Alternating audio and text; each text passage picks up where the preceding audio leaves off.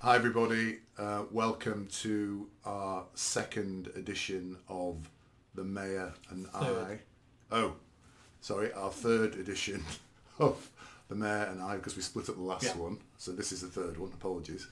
And since the last two times we've come up with a name, which is The Mayor and I, and the idea of this podcast, by the way, sorry, my name is Lindsay Khan, this is Nick Buckley, MBE, mayoral candidate for Manchester. And the idea of this conversation is that I'm going to talk about topics that I find interesting, and we're going to get Nick's view on those topics. So you get an insight into Nick Buckley, the man, and how he's thinking about things, which I'm sure a lot of you do have already, but this is a kind of an opportunity to explore a whole range of different things. We're trying to keep the topics relating to domestic and things to do with Manchester, to do with England, rather than international. But I'm not going to promise that's going to be the case. So to start with, Nick, I think that's introductions done correctly. I think to start with, I actually want to, after saying we're going to look at domestic, Go straight to international. Going to go straight to international, and to talk about something that's been happening in Davos this week, which is the WEF, or the World Economic Forum meeting. And for those listeners who aren't aware of this organisation, it's a kind of group of elite leaders of countries and other areas that come together to talk about how they're going to carve up our future, basically. And I wasn't going to mention it because it's nothing to do with us really. It's a bunch of people we don't know, don't understand, getting together, flying in private jets and being pompous. But there was a particular guest who I liked this at the WEF, a guy called, I get his pronunciation right, Javier Milei, who is the new president of Argentina. And he made a very long speech, and I sent you that speech. And the one I sent you had actually been dubbed with AI in his actual voice in English, because he actually spoke in Spanish, obviously. Oh, that was clever. I didn't realise that. Sorry, I didn't meant to tell you. Yeah, so it's actually his voice, but artificial intelligence has changed it to English, and it's got his intonation. Very clever. So he made this speech. I'm going to read a little bit out first, if you don't mind, and then I just ask about your opinion on this, because I think there's a great truth here, which nobody's really been talking about. And he, as a leader of a country, a big country, has actually said it. So apologies to the listeners that I'm going to read from a piece of paper. So this is the beginning of his speech.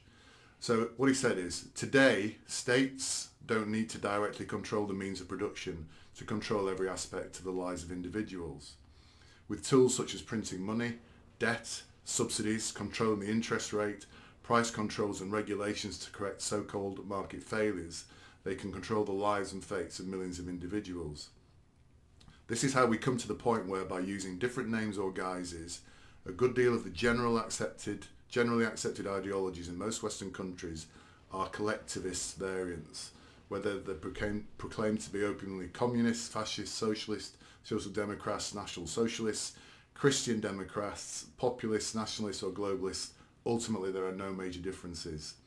They all say that the state should steer all aspects of the lives of individuals. They all defy a model contrary to one that led humanity to the most spectacular progress in its history. So what do you think of that? I watched the speech. I was impressed with his quality of English, but now I know it was AI. It was excellent. It's what we needed to hear. Here's a man who could easily now be tempted by the WEF, who could be one of the elite, who could start feathering his own nest, who could start doing what everyone else seems to be doing. But he stood up in front of them and basically said to everybody in that conference in the world, I'm not one of you. Yeah. I'm here for the people. I hope that was what he was trying to get across. And when you listen to his history lesson of capitalism and how we've got most of the world out of poverty and nearly all the world out of abject poverty, and it's about fair trade. It's about that principle of capitalism, which is, if I've got something you want, I'm willing to sell that to you or trade that for you. And if what I've got is rubbish, you can go next door and buy what I've got, but better, next door at a cheaper price. And that's what's driven us to this society we have at the moment, but we're at risk of losing, because the cancer of socialism is creeping back into everything. It's never gone away. I've got a bit of a theory about this, which I've wrote in one of my books. The reason why socialism will not die, and I believe it's imprinted on our DNA. That's why it always looked like a great option. And the reason why it's imprinted is because we are social creatures, and we're designed to live in tribes, and we're designed to live in family orientated tribes where everyone's related to each other. So when I want to share my food with you, or my cousin next door has managed to bring down a buffalo and we share everything, we did that because we had the same genes, and our genes always want to prioritise people with the same genes as us because it's all about that gene promotion. But we also knew when we shared his buffalo, a month's time, when I'm lucky in the hunt and I bring down a stag, he knows he shares that because we're all one community living in one little village or hamlet. But this is where socialism goes wrong. When you extend the size of the tribe, socialism fails. Once you don't know, as the leader, everyone's name in your society, you don't care about them as much because they're now not someone. It's now someone you've never met, never going to meet. You don't even know their name, their family. And when you're in that tribe, that huge tribe, and you don't know who your leader is, then suspicion starts to grow about fraud, about them feathering their own nest. Socialism only works on a micro scale, not a macro scale. So then how does society work? How does a country like the UK work if we can only really work effectively in very small groups?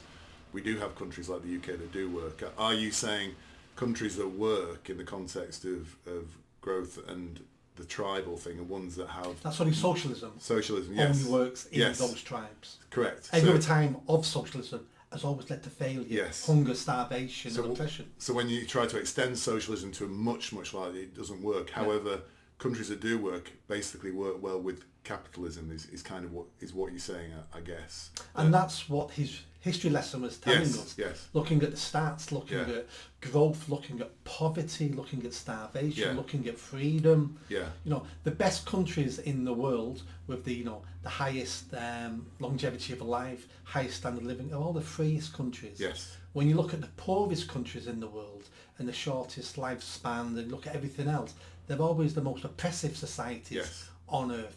And we've got documentation now for 200-300 years showing this all the time. Yeah. But yet we won't listen to it because deep down inside, when we see the socialist policies, we go, that's fair because it's built in our DNA. No, and the concept does feel fair. And I think he mentions that in the speech. He says, with the best of intentions, people have been doing this.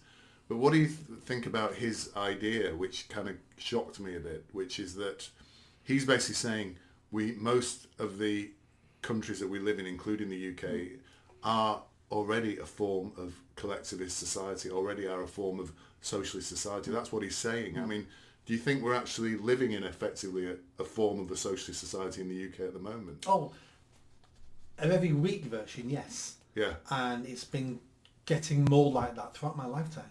Yeah. You know, let's look at the welfare state. That's what the welfare state is. Yeah. That's what the NHS is. And none of these things work well. Yeah. And they're all failing. Yeah. Why? Socialist ideas. Yeah. That doesn't mean I don't want people not to get hospital treatments. That doesn't mean I want someone who loses their job and ends up on the street. You know, people jump from that to that straight away. Yeah. We used to have a welfare system in this country. It was called your family. And your family would hold you to account. And you would do favours to your family would do favours to you when you fell on hard times. That was the welfare state. Yeah. But then we let government take over that. And you look at our NHS. We had a sort of NHS before the NHS. They were local hospitals. They were charity-run hospitals. We had that treatment then. I'm not saying if it worked any better than now. I've not done the research, but we had that then. People, especially socialists, come up with an idea, implement an idea, and then say before that idea there was nothing. There was things there. Yeah. And they were working to a certain extent. But our country is more socialist now than it's ever been. Yeah. And it's more unhappy. Yeah. It's more uneven. More people are on antidepressants. More people are killing themselves. And it's like, well, where's this utopia? Yeah. And the point he's making is we're very controlled, aren't we? Money, debt, subsidies, interest rates, price controls. And there's further things now in terms of that control, the things we're seeing around climate change, O2 levels, electric cars, power, all those things, more and more being brought under control. And I'm going to talk about that later today, about the nanny state that we're existing in now, basically. But until I read this, I didn't really understand what he was. So what he's basically saying is Argentina was probably 50 years ago, maybe like the UK is now, or maybe like America is now, and they embraced this collectivism, and it's destroyed their country, basically, which is why he got elected, because he's a populist. And now he's going to the WEF and saying, watch out, guys, because if you don't change something, this is going to happen to you. The core of the WEF for me basically is, I'm successful, I'm a leader, or I'm a billionaire, I know better than you. If I'm in charge, you'll all have better lives. Because look at me. Now those people did do well for themselves, but that doesn't mean they understand anything else. That doesn't mean they understand human nature or what they feel is important isn't necessarily what everybody else feels important. Yeah. So they're very money orientated, and how you control people is by controlling people. Yeah. And I saw this in the council at very, very low level.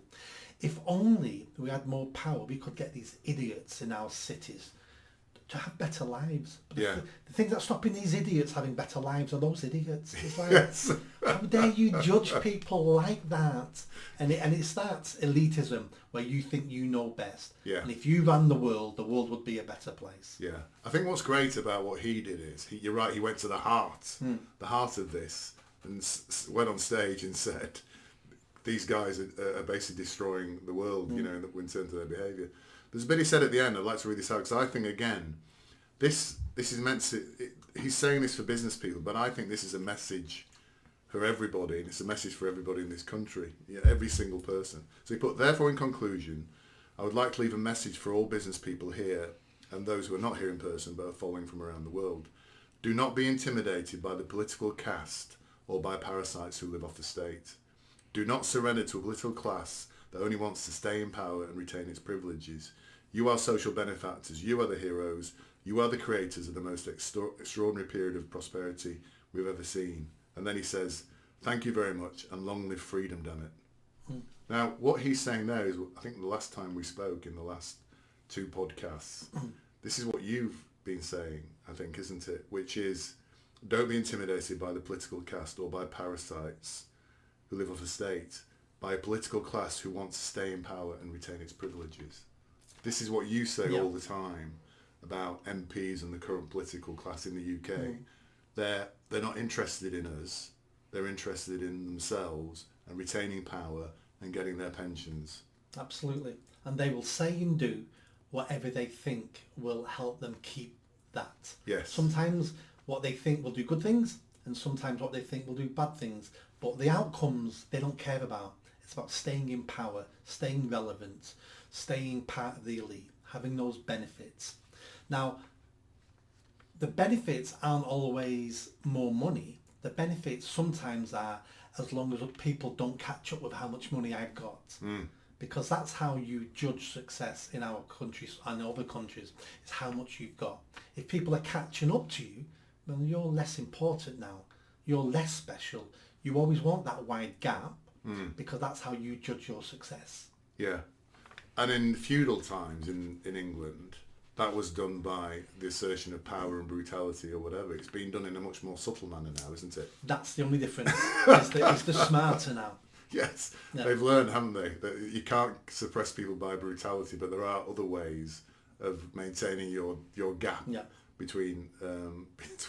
And one of the ways, which is relevant for me standing for mayor, is our forefathers fought and died for us to gain the vote in this country, for us to influence politics. We had the Waterloo massacre in the city centre, where common working class people were trying to fight for working class MPs to get the price of bread to come down by importing foreign wheat. But the British farmers were saying, no, we want wheat prices high. I understand that, but we want cheap bread. So we've lost lives over this, and what the elite have done is conned poor people in this country that your vote doesn't matter. So don't bother voting. We're all the same. We're all corrupt. We're all the same. So don't bother voting. Yeah. And it's working. Yeah. And when you can stop the majority of people voting, which in the mayor election, only 1 out of 3 people in Greater Manchester voted in the last mayor election. 1 out of 3. Yeah. Because the rest couldn't be bothered or believe that there's no point. Which means if you only need a third of the vote, only a third of people are going to turn up vote, that means you can look for an identity group in that percentage and get that block vote. Yeah. And that means you win. Yeah. That's why identity politics is working. That's why we've gone down that path of identity politics. And that's why I think we're now seeing quite a lot of Muslim councillors and Muslim mayors, because what they can do, and MPs, because they have a very active group of Muslims within their community who they can get to vote, can't they? But because they say to them, if you don't vote for me, yes, someone else will get in, and they're anti-Islamic. Yes. And they'll persecute you. Correct. So out of fear, yes, you get that block vote. Vote for me, so I'll stop the anti-Islamic behaviour that we're seeing around these people. And so you're seeing, as you say, it's kind of pressure groups or small groups getting into power because most people are apathetic about voting. And I'm going to go away from my list here because I was thinking about this last night. Our enemy, I believe my enemy now, I'm starting to think about it, is both Labour and the Conservatives. I think they are my enemy. Because what I've realised, while both of those are in power, either one of those are in power, we will not get somebody to represent this country who represents the people of this country. Because they're both doing exactly what Javier Milei is saying. They're basically creating this collectivist society, oppressing us all the time, on our backs all the time, and even worse, picking up on your point, it's a really important point. They are creating apathy in voters because voters think, where do I go? Because I don't want to, and I'm actually, my view has, since we've last talked, I'm now of the view, we need to get rid of the Tories and Labour, which may be a slightly strange and unusual view, but it's because for me they're both blockers to the society that we want to see, because they got into power, they're retaining power, and it doesn't really matter whether it's Starmer or... They're the same party, yes, basically. Yes, they're the same party. Little bit, one party will do something a bit faster than the other party, but they're all doing the same thing. Correct. Look at the main issues at the moment. What's the difference between a Tory and Labour on immigration? None. What was the difference between Tories and Labour on Brexit? Well, they both didn't want Brexit. There we go. Yeah. What's the difference between them on the welfare state and large government in general? No, they're both highly supportive. They're the same party. I know, and it only kind of came to me like a thunderbolt last night. I was thinking about it in bed. I was thinking, can the Tories, if Labour gets in, will they? And then people are saying things like, if Labour gets in, people will realise that the Tories are good and vote them back in. But I thought, no, it's just going to be just the same, isn't it, with Labour as it is with the Tories? They're the problem. Both of them have to go. They just have to go. And then if they can go, we've got a clear... And then people will come out and start voting again, won't they? For parties that represent their views. It's like hating football and going to the football match at Old Trafford every week and watching Manchester United play Liverpool, and you hate football. Yes. If you don't like that, because both teams are doing the same thing, they're playing the same game, they're just pretending to be opposites on the field. Yeah. If you don't like the game, go watch basketball. Go watch something else. Yeah. And that's what we need to do with politics. Stop voting for the mainstream parties. Yeah. Well, it just encourages them. I do like football, but I don't like to go watch Man United at the moment. So I'm a bit like that at the moment. Yeah. I'm not going because I don't want to. That's even more about politics, isn't it? Yeah. So moving on to the second item on my list. I think I told you last time I don't watch the news anymore. I don't. I do. The only paper I read is the Financial Times, just because, and it's a terribly woke paper, but it covers a broad range of subjects and international subjects as well, so you can read in there.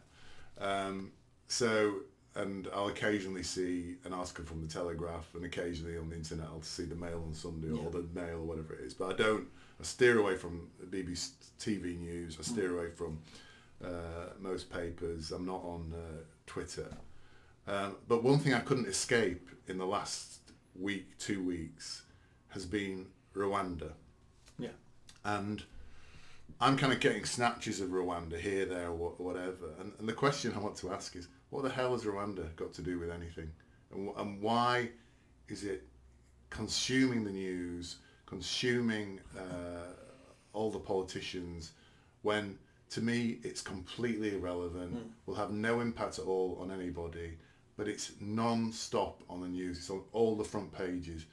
And me, the man in the street, you, the man in the street, the man in Wolverhampton, so does he really give a damn about Rwanda? And why the hell are we talking about it so much? It's because it's now turned into the only policy the Tories have got to attempt to reduce mass migration, which it won't. Yeah. You know, we're getting 30, 40, 50,000 illegals across the channel every year. Could be stopped overnight if they wanted to. I'd stop it overnight if I was PM. Easily done. But because they can't, I mean, they don't want to talk about legal migration. You know, it's over 1 million a year coming into the country. Yeah. Net migration's about 700,000, but you've got over 1 million new migrants coming in the country every single year now. Yeah. 1 million. They want to talk about that, so they want to talk about the illegal migration and look at the boats. The boats is a bigger issue than it should be because A, they're coming illegally, which sounds a bit scary. They're coming on boats, which looks a bit like an invasion. Yeah. We're putting them up in 3-4-star hotels. Yeah. And all the optics around it looks wrong. So and you made the point very well last time we spoke, that they are criminals. Yeah. The very act of coming across illegally on a boat makes you a criminal by law. By law in this country. Yeah. If you come to this country illegally, you have broken a law, and by definition, you're a criminal. Yeah. The Tories have tied themselves up with this now, and that's why they probably don't want the Rwanda policy, but there's nothing they can do. So the leader, Sunak, Prime Minister, he's trying to save his job at the moment. He could go any day now because they're a dying government. And the other politicians now are looking at him and going, I'll do anything to make it look better for when I stand at the end of the year for election. So they're quite willing to throw their leaders under the bus, which they have done for a couple of years, if it makes them have a better chance of being elected. So what is the Rwanda plan? The Rwanda plan is we take illegal immigrants here and we send them to Rwanda, and everyone we send to Rwanda, Rwanda sends us one of their migrants over here. So it doesn't reduce any numbers. Oh, I didn't know that, really. Yeah, it's a one-for-one swap. Okay. Rwanda have also written into the rules that anyone we send over there who breaks the law and they don't like, they can return back to the UK. All right, so we could actually get more people back. Well, not only just get more, we get the really bad ones coming back. So the murderers, the rapists, they will be sent back to the UK from Rwanda. Right. It's costing us a fortune. And we only can send something like 100 or 200 a year. We're getting 100 or 200 landing at a weekend in one boat. Yeah, I know. The numbers are tiny. It's basically now it's a con, it's a trick. It's look at the shiny keys, don't look over there, look here. Yeah. Originally, it may have had an impact. It won't have any impact now because the numbers are too small. Yeah. But if we could just have people land and we go straight to Rwanda, that might stop people coming. I'll be surprised this year if we send one person to Rwanda, if it ever gets passed. And the immigrants, the illegal immigrants, will be watching the paper, reading the news and watching the paper, and watching the news anyway. So they'll know it's a hollow vessel. There's nothing there. So, but it's been on every front page. It's a dying government clinging to what they think is a life raft. And it's not a life raft. It's a mirage of a life raft. But why are the media reporting on it? Because why don't the media say what you and I have just said? Is this is a nonsense. It's, as you say, shake the keys, whatever. This is not news. Why? For two reasons. The first reason will be the average Joe in the street does think this is important, Rwanda plan, because they've been told that this is going to solve mass migration. They don't understand. Do you think they still believe that now? I think many people believe that is going to solve mass migration. It would, even if it works fully, it'll have no impact on mass migration whatsoever. And the other point, the press love it, is they're hoping this is going to bring down a government, which is newsworthy. Yeah. And I think they're the 2 points why they won't give up on this. Yeah. But for me, the Rwanda thing, the Rwanda coverage, the obsession with the government, to me just highlights how out of touch, again, the government is with the people that are going on about this. And it goes back to my point. We need Tories gone, we need Labour gone.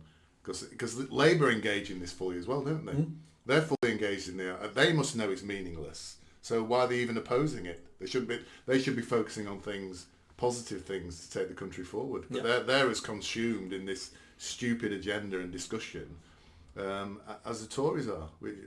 So I think in conclusion to that question is, yes, there is nothing about that. Rwanda is unimportant and all the conversation. So when the boat's coming across, what you do is you get a huge Navy ship or you get a cruise ship we hire.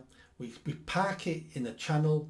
We have small vessels, Royal Navy vessels that intercept the boats. We take it to the big ship. We unload them. They get stored on that ship for a couple of weeks. Then that ship, when it's full, sails to the Ascension Islands in the Atlantic. We disembark them all there. They get processed. They stay in camps. Not one of them ever puts their foot on the UK. Yeah. Overnight, the boat stopped coming. Because I'm going to leave France and end up on a deserted island in the middle of the Atlantic Ocean. What's the point of spending $5,000 for that? Yeah. You end it straight away. Yeah. But the second they land foot on the UK, they use our law against us. Correct. We need to stop sending money to France. Yeah. I don't blame France for doing nothing about this. France are getting rid of a load of criminals and illegal immigrants. Good for them. Yeah. So they should be saying, if you want to go to UK, go to the UK. Yeah. And we'll get paid off the UK at the same time. Yeah. They think we're idiots. And do you know what? I'm beginning to think we are idiots. Whilst the government has been spending all this time on... And by the way, just talking about immigration, we'll talk later about what's happening in Europe. And I know we're trying to be not international, but the biggest issue in Europe now for most voters is immigration. Of course it is. And I don't think it is here yet, but it's getting that way. I think more people. I think it's already here. Yeah. I just don't think we're that vocal. We're still a little bit scared to be vocal about it. Yeah. But everywhere I speak, it's mass immigration, mass immigration, mass immigration. Yeah. I'm talking about people who normally don't talk about politics for me at all. Yes. Yeah. And I've got a map later, which maybe you'll be able to put on the podcast, which shows. I'll hold it up later, but shows what people are thinking about immigration. So I think talking about immigration and typically now if you talk about immigration or trying to stop immigration, you'd be labelled as a fascist or a white supremacist or whatever. I think it's a very, very important subject. It's a big subject in Europe and massive in Europe and it's becoming massive in this country as well. And I think now, for the benefit of our listeners, to actually speak out against immigration, don't be afraid to speak out against immigration. Yeah. It's a big issue. So whilst the government's been talking about Rwanda and focusing on this, something's been happening in a school. I think it's in London. I think she runs a school in London. A lady called, tell me, you might have to correct Catherine me. Burble Singh. Catherine Burble Singh. I know, I've been to her school. Oh, you know her? Yeah. Right, okay. So she's regarded as probably the best head teacher. Her school's amazing. You've been? I've been, I spent half a day in the school. Yeah. So Catherine Burble Singh, who is recognised by the government as this fantastic head teacher, is now being taken to court by one of her pupils, or maybe a number, I'm not quite sure. Yeah, it's one, I think. Because this kind of links into immigration, I guess, because maybe I don't know how many of the kids at her school are the children of immigrants or immigrants, but it's the school, as I understand it, in a London borough. It's in Wembley. Yeah, which has got a very high population of Muslim pupils. The school's 50% Muslim. 50% Muslim. And I'd say 95% of the kids who go to the school are from migrants. Yeah, but the school has had tremendous academic performance. The last 2-3 years, it's the most successful secondary school in the country. It beats fee-paying schools. It beats the top elite schools. It's the most successful secondary school in the country. Wow. And they don't select. It's not a selective school. Wow. It's not a fee-paying school. It's a council school. Yeah. The council send her pupils. She has no idea who they are. Yeah. But because of the strict regime she puts in place, been going now 10 years or something, they get amazing results. Yeah. So this fantastic school, this fantastic head teacher, somehow she's now having to defend herself in court, or the school in court, because one of her rules is no religious prostration or whatever it might be in the school during school hours. You can do your religious stuff, and that applies to all religions, by the way, not just Islam. and she's been taken to court by a Muslim pupil who wants the rights. Because what was happening apparently, half of the kids were praying at break time and blocking the playground so the other kids couldn't play and things like that in that time. It's more sinister than that. Okay, so I'm interested. I'm interested in your view on this and how you understand it and what you think is going to happen. I've seen she's done some interviews last couple of days on this, so this is what she's said on her interviews. Her school is secular, and she tells all parents that before they send their children, and she goes, it has to be, because we've got 50% Muslims, we've got Jehovah's Witnesses, we've got Christians, we've got Jews, we've got Hindus, we've got Buddhists. We just need a system that accommodates all of them. I've had lunch at her school with the children, sat at children's table with the kids chatting to them. All the food there is vegetarian because that's right. Yeah. Because there's no way we can work out what kids have halal. She goes, it'll cost a fortune. Mistakes will be made by accident. So all food is vegetarian. That's so all the kids from different religions, different families can sit together and eat the same food at dinner time. We're not splitting kids up on Muslim guys sit here, Jews sit here. The comradeship in the school is amazing. They don't have a prayer room in the school because it's not a purpose-built school. It's a tower block. It's an office block. Oh, right. Because they couldn't get the money to build a proper school. So they're really tight on space. So there's no prayer rooms from beginning because she said, we don't have any space for prayer rooms. And if we had the prayer rooms, the 50% of pupils are Muslim now. There'd have to be 14 prayer rooms. It'd be uncontrollable. She said, but if pupils wanted to pray at lunchtime in the yard, in their head or whatever, she goes, that's always been allowed. No one's ever done it. Several months ago, there were some Muslim pupils who started praying outside at lunchtime, and it was permitted. But then it grew, and there was more pupils doing it. And then she found out Muslim pupils in the school were being intimidated to also come and pray. Some of the female pupils who never wore the hijab started coming to school with a hijab and said, I don't really want to wear this, but I'm being told I have to now. The school was becoming Islamified. It was becoming a cult in the school that was affecting other Muslim students who didn't want to do it but were being bullied into it. That's when the head said, no praying in the school now at all. Even though it was permitted for 10 years, they are using it as a Trojan horse to Islamify the school. So she stopped it all. Then this female pupil then, who last year had been suspended for threatening to stab a girl. I read that, yeah.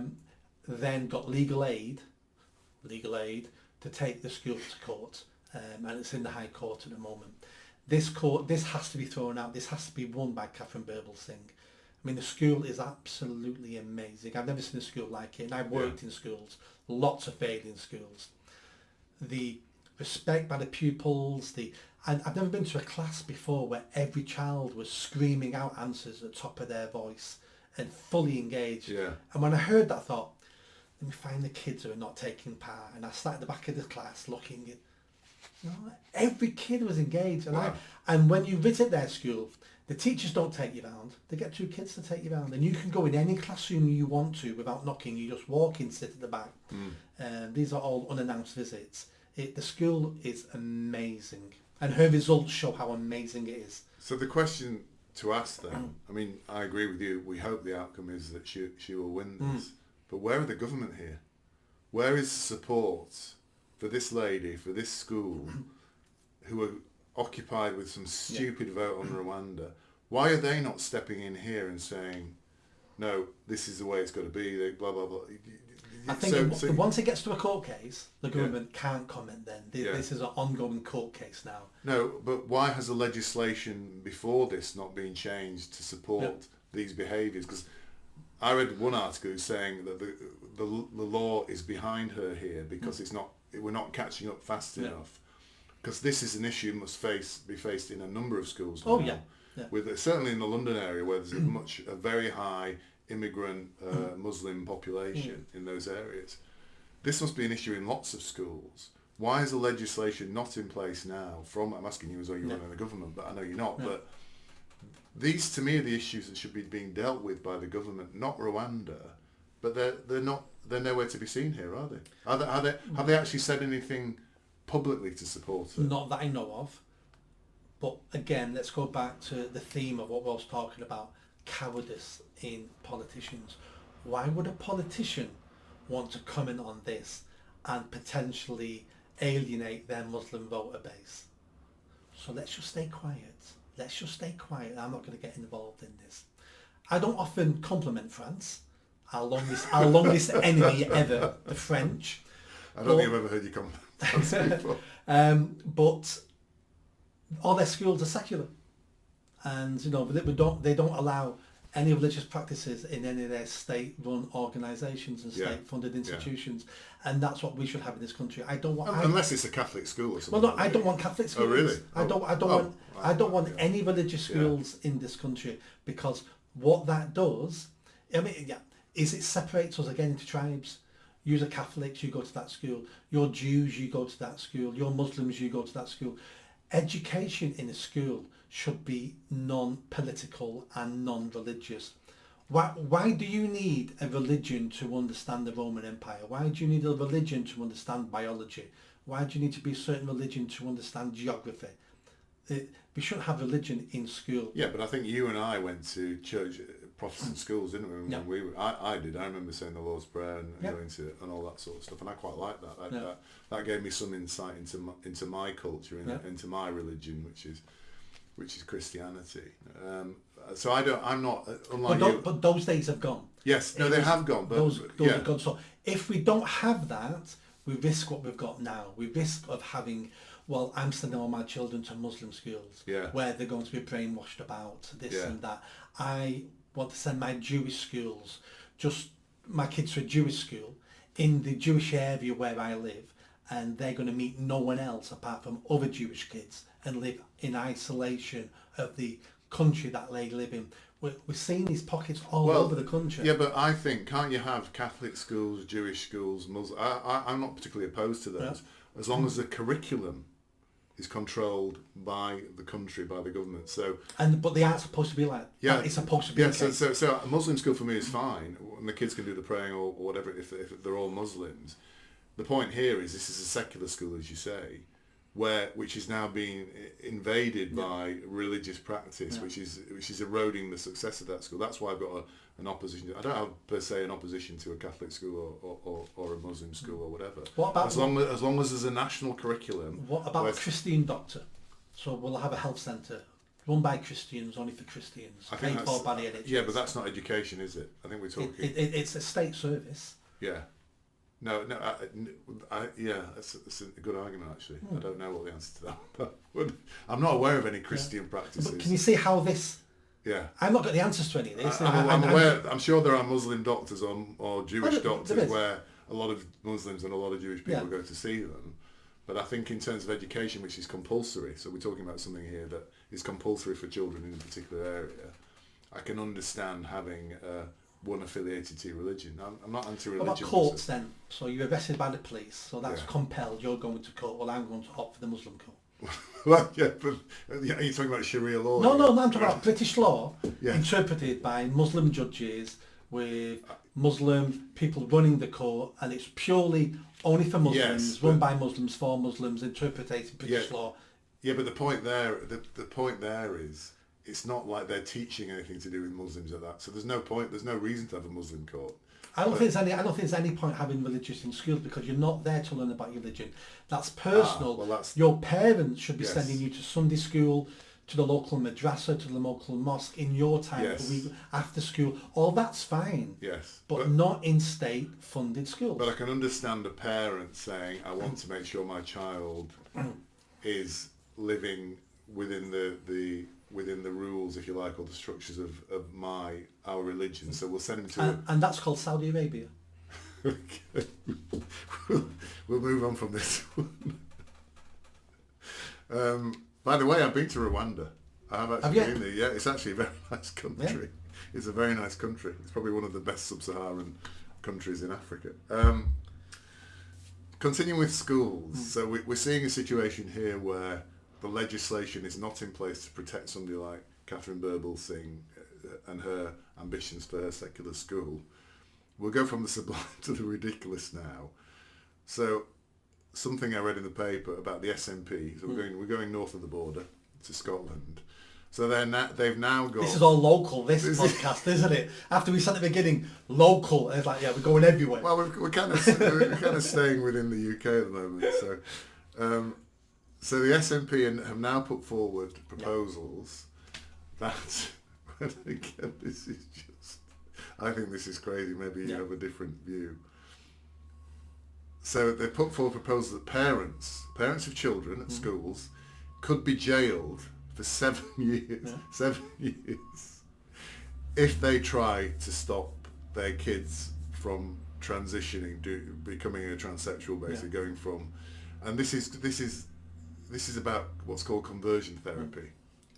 So for the benefit of the listeners who I'm sure know about this, conversion therapy is, for example, if you have a gay, you try and convert a gay man to being straight, basically. That's called conversion therapy. So what they're saying is conversion therapy in this case, and conversion therapy sounds horrific when you say it like that. Oh, you're trying to convert somebody from being gay to straight or whatever. Conversion therapy, this is somebody, if a 7-year-old kid says, I've decided, a Mark Boy says, I've decided I'm a woman. If you as his parents say, no, Johnny, you're not a woman. Yeah. You're a little boy. You end up in jail for 7 years. So this is the case in Canada. You know that, don't you? No, I don't know. There's a father in Canada who's in jail over this because Canada got the same law. So even though we're laughing about this, these are the serious consequences of that. There's a man in Canada in jail because he refuses to call his daughter by male pronouns, and he's in jail. Has the world gone mad? What does this even mean? Because when I read this, I thought, is this April Fool's?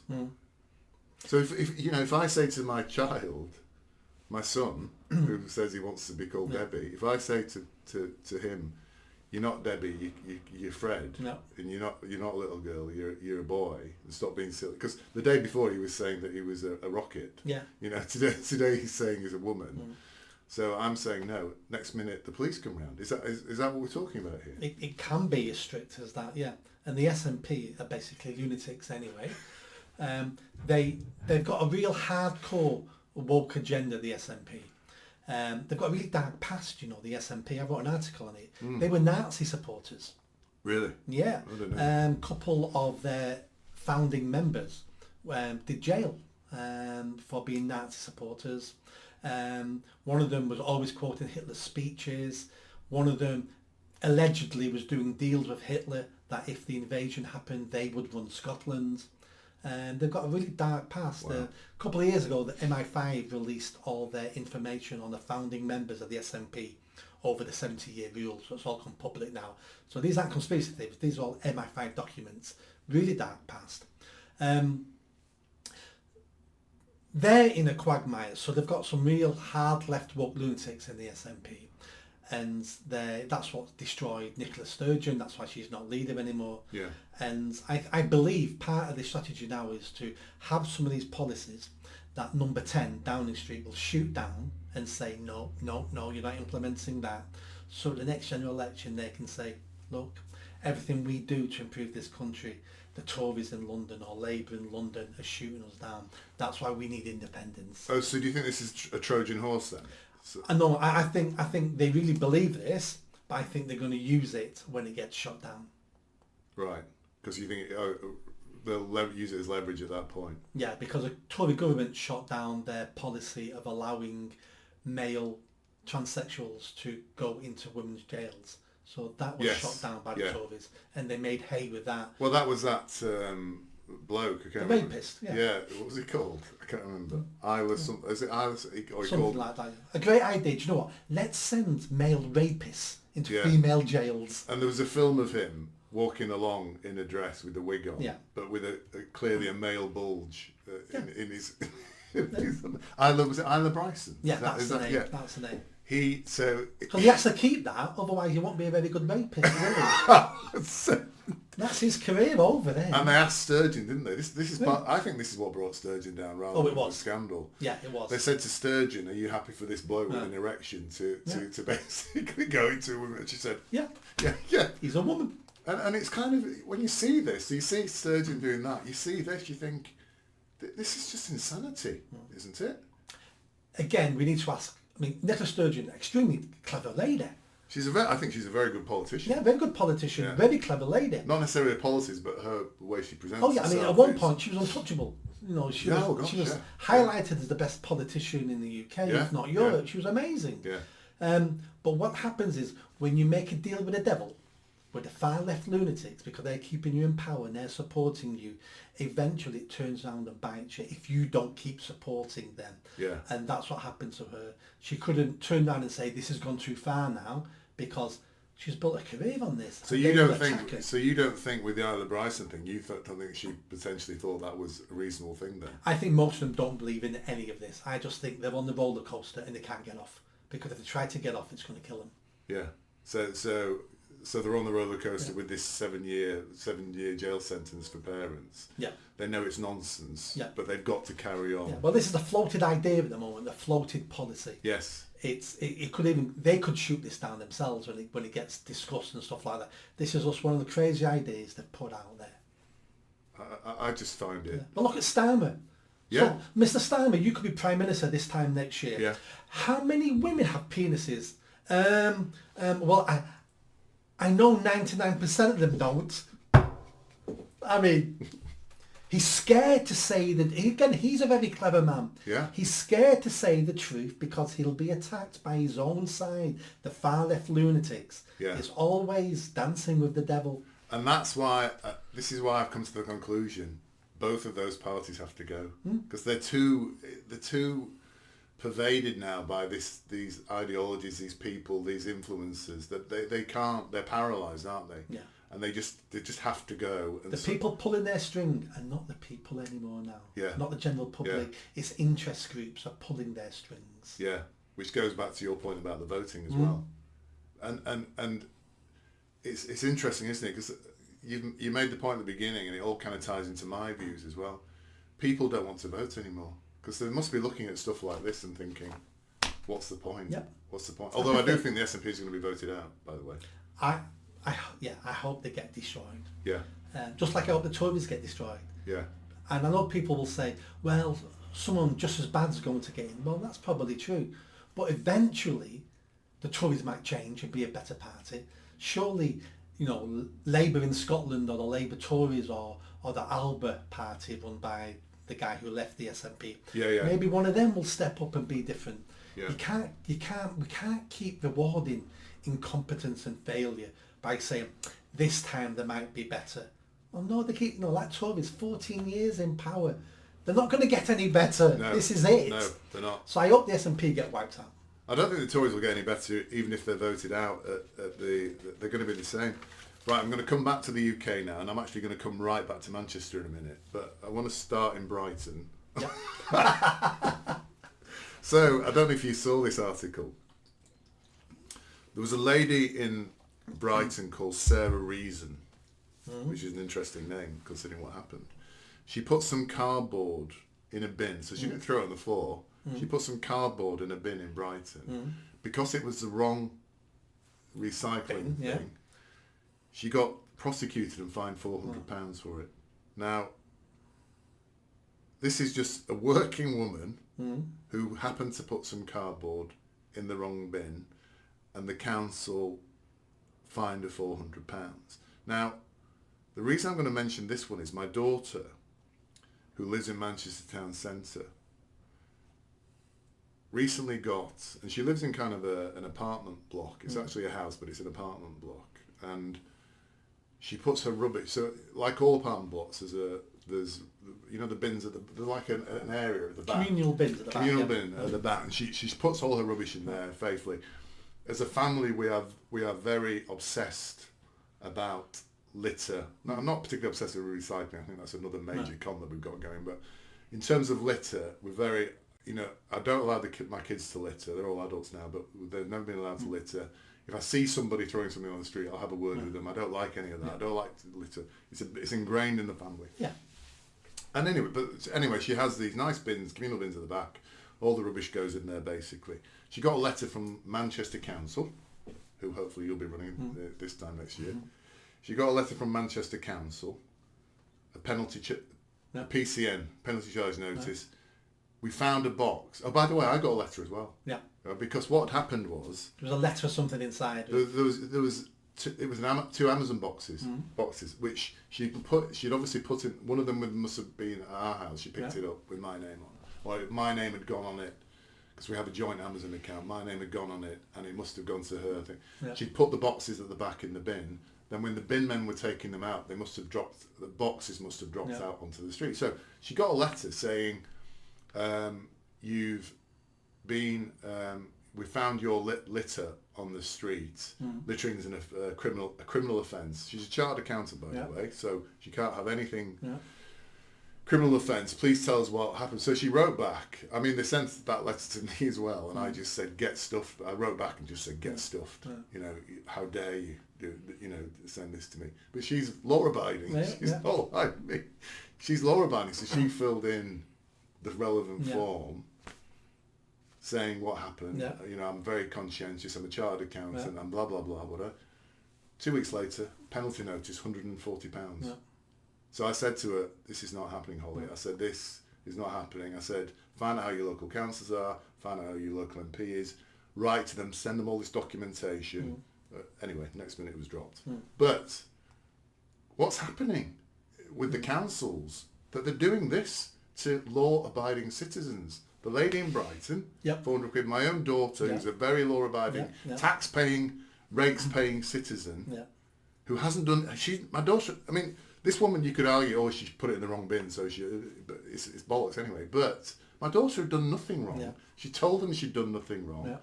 They stuck her, despite that, they charged her 100, and most other people would have just paid it. Because it's like, I don't want to get in trouble or whatever. Because she knew, I said to her, "We'll take this to the High Court if necessary. This is not happening."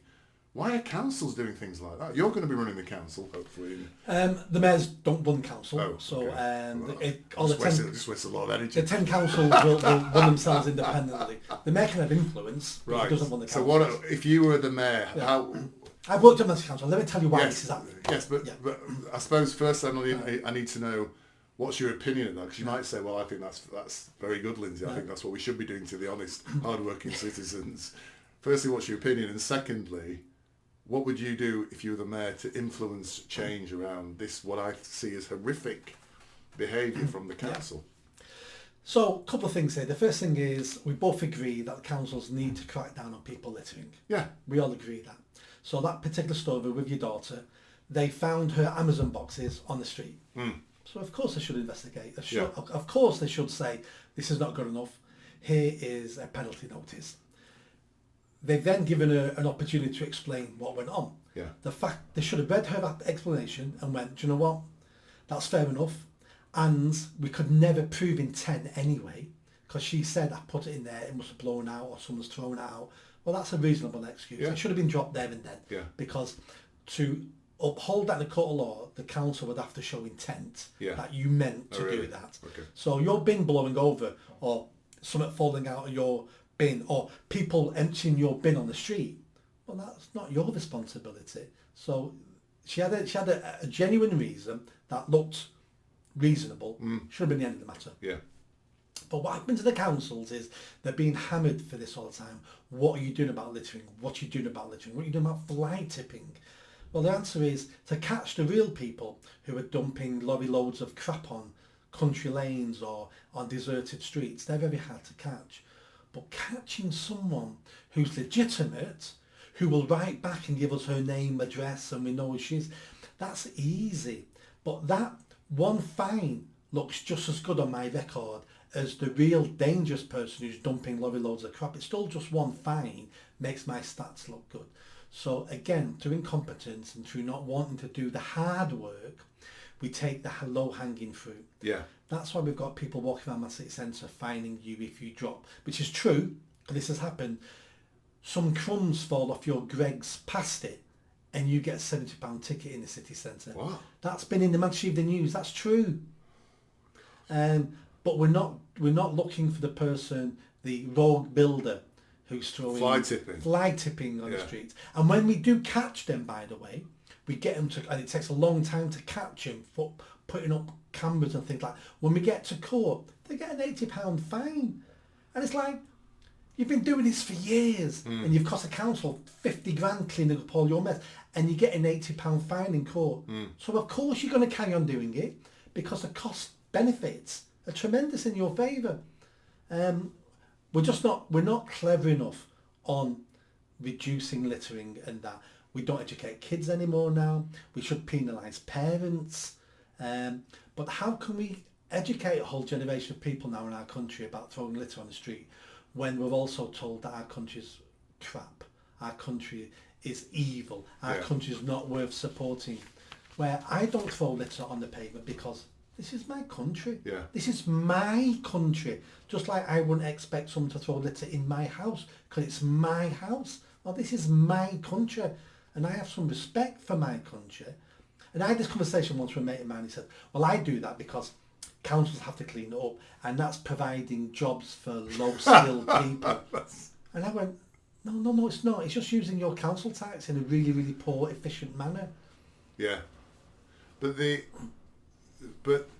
it's an interesting point you make, because I don't condone people throwing litter, but again, if we go back to the man in Wolverhampton from 2 episodes ago, he is being told on a daily basis, you're shit, you're racist, you benefited from colonial supremacy, you've got white privilege, and you treat this country's awful, our history's awful. So why wouldn't you chuck a bit of litter on the floor? Because does it really matter? Because everybody thinks I'm crap anyway, and that's my country doesn't love me, so why should I love my country? Yeah, and I don't know if I mentioned it when we talked last, but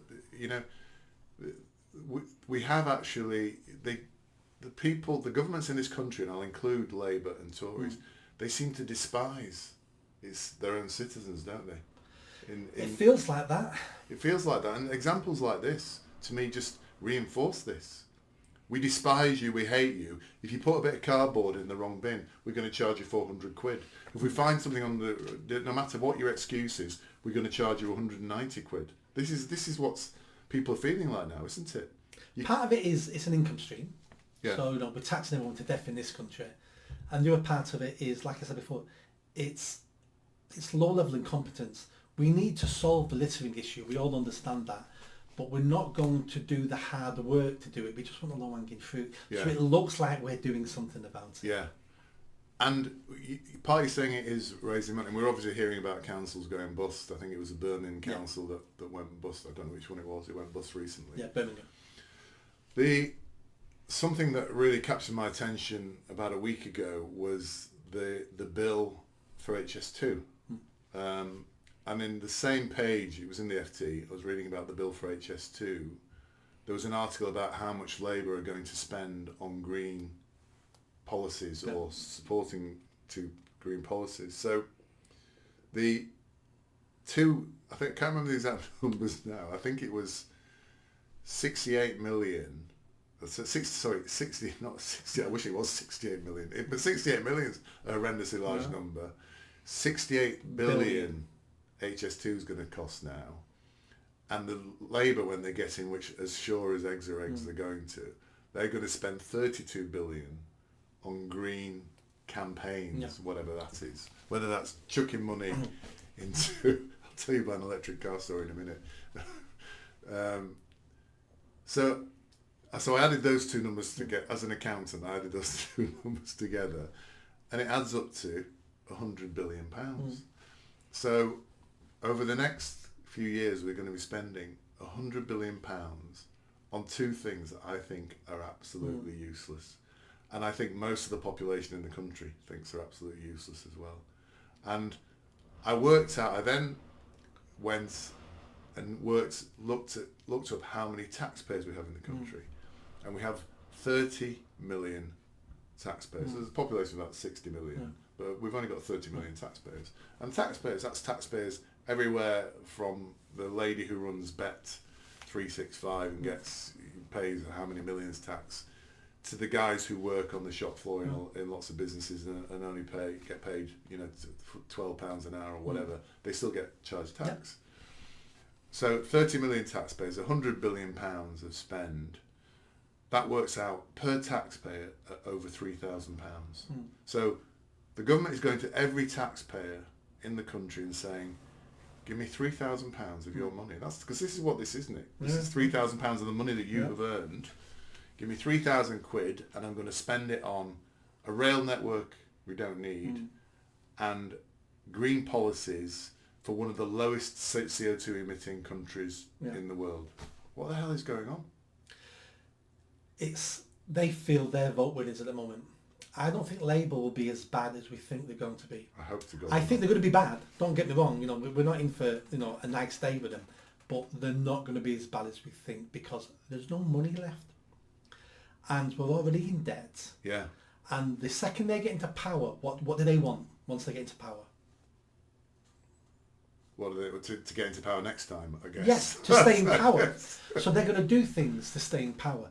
Bankrupting the country isn't one of those things. Yeah. So they will be looking at finances, and Starmer said the other day they won't be implementing all the green policies they've talked about in the last 10 years. Yes, he did. They're already rolling back because they know it's not popular. There's no money. There's no benefits to them. So they'll start rolling back on some of these things. They're still going to be horrendous. And you talked about it's going to cost us all £3,000 each taxpayer. Every taxpayer. Yeah. It's not, because we don't have that money.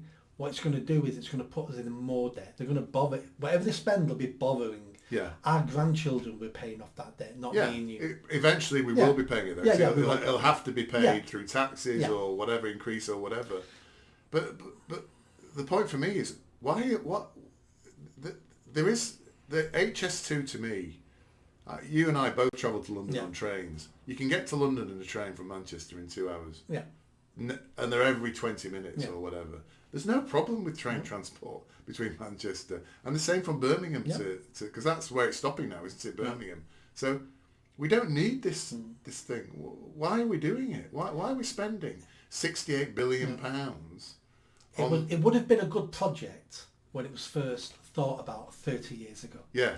Well, and probably the spend would have been £5 billion or something. But we've taken so long to do it that we're now spending all those billions on a project that's out of date. It's out of date now. Yeah. There's an issue now with people going to meetings and needing to travel for work. We're all working from home. Yeah, that's true. So technology is advancing that we don't need. The train now basically is out of date technology. We still need the train system, of course we do, but we don't need that system anymore. And if we did want to build a new railway system, it should have been HS3. It should have been Leeds, Manchester, Liverpool, Hull, Newcastle. Yeah. We needed to connect the north. That would generate investment in the north, and this northern powerhouse people keep talking about that never materialises. I think that, something, again, I travel a lot between Manchester and Leeds, Manchester and Wakefield. That trip there, if you had a nice, really fast train system that operated well, that would be fantastic. Or even better roads. Because again, the roads haven't been improved that way either. There's always a jam as you come off near Bradford or whatever if you're heading from Manchester.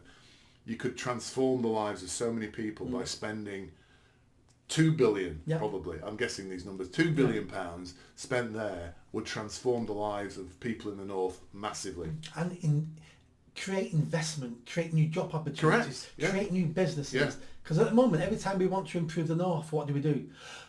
We need to connect to London.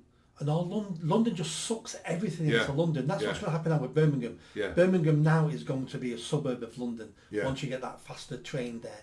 So people will commute from Birmingham and work in London. It'll do Birmingham no good. It'll suck everything out of it back into London. Yeah. That money spent in the north, in Manchester, we're getting local now, in Manchester, to do with the infrastructure in Manchester, the infrastructure between Manchester, Leeds and Newcastle, because again, that's one of the major northern cities. Yeah. We spend that money there. That's it's a horrendous number, £68 billion. Spend that there, then maybe people will say, actually, I don't mind paying that £3,000 over however many years it might be, because it would actually transform the north in terms of that. But but instead they're doing this. But I just wonder how many politicians are actually saying to the taxpayers, if we spend 68 billion this and 32 billion, it's going to cost you £3,000. I worked that out before. I think the answer is 0. Yes. Because these numbers are bandied around. Who understands what 68 billion is? They don't. You can't... 68 million or 68 billion, or it's more than that. It's 10 times more, maybe. No, it's 1,000 times more. Yeah, but people understand £3,000 from your tax. Yeah. Or we'll get it off you somehow, whether it's your tax, your VAT, whatever it might be. Yeah. We'll get this off you. Why is it? Again, we go back to politicians in this country. These are the very simple messages they need to be putting forward, and putting the argument forward to say, no, we're not going to spend 30. If we get in power, we're not going to spend 32 billion on green, because CO2 emissions in this country are not an issue. They've been dropping and declining for decades. They're the lowest in the EU. The entire EU contributes less than 10% of all man-made emissions. And by the way, that 10% of the man-made emissions are only 20% of total emissions anyway. But nobody's saying that. Let's go back to your first point, talking about the WEF. Government think they can solve all our problems. So what the government needs to do for the North, really, is to say, we're going to build the infrastructure you want. The rest is up to you. But at the moment, the government goes, we need to improve the North. Let's connect it to London, because we know what we're doing in London. Yeah. And that's the wrong way of thinking. Build a fantastic train network or road network connecting the North. The government step back and go, right, the rest is up to you guys. Sort your crap out. Create businesses. Get some investment in the area, because we can't... If we're waiting for government to think of the ideas to make us rich or to improve our life, we're waiting a long time. Yeah. They need to build the infrastructure and walk away. Yeah. So talking about governments, I'm going to go international again now. So, this is quite an interesting article. It was in Unheard. I don't know if you read Unheard. I'm not quite sure what Unheard is. I don't know how I've ended up. It's an online magazine. It's an online magazine, but it's quite sort of. It's not right. I'm not going to use the phrase right-wing because that's just nonsense. It's quite highbrow. It's highbrow, but it's also explores ideas. I think Ian Hershey Ali is a contributor. Yeah. Just as of interest, because at some point we need to talk about Christianity as well. I wrote to them once and offered that I'd write for them. I never heard back. Too highbrow. I can't comment on that. Yeah. So he says John Lloyd, who's writing this, not the guy who does QI, but this is another guy. He writes for the Financial Times. Of the torrent of elections scheduled throughout the world this year, the most transformative promises to span an entire continent. In all of the 27 nations which constitute the European Union and which will ask their citizens to vote for EU parliamentarians in June, at least in all 27 nations, at least one new or far-right party is now active. In several, Finland, Italy, Slovakia and Sweden, they form part of a coalition government of the right. In 3, Hungary, Italy and Slovakia, they lead the government. So it's happening. Something is happening. Why is it not happening in England? We had this discussion before. We did. I didn't have this ammunition then, Nick. So I'm challenging you again now. Yeah. Because I think you keep saying to me, nothing's going to change for a long time, but stuff is changing very, very quickly in Europe. Very quickly, far faster than here. But for me, we face the same issues here as they do in Europe, but they're moving. Which is embarrassing to say, isn't it? Because, we've commented on the French and the Germans, our views on the French and the Germans, but they're getting way ahead of us, and I'll talk about the Germans. They have a different electoral system. So once you have proportional representation, you can get those changes a lot quicker. Now, are those changes good or bad? Well, it depends on what you want. Our system works a lot slower. Our system works over the long term, not the short term.